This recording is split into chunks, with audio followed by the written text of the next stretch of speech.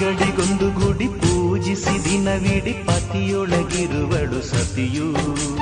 ಸತಿಯು ಅವಳೇ ಮತಿಯು ಅವಳೇ ಬಾಳಿನ ಹಾಡಿಗೆ ಶ್ರುತಿಯು. ಪತಿಯ ಏಳಿಗೆ ಸತಿಯ ಕೈಲಿದೆ. ಪತಿಹಿತವೇ ಸುಖ ಮಾಂಗಲ್ಯವೇ ಮುಖ ಎನ್ನುವ ಸತಿಯೇ ಉಸಿರಿರು ತನಕ.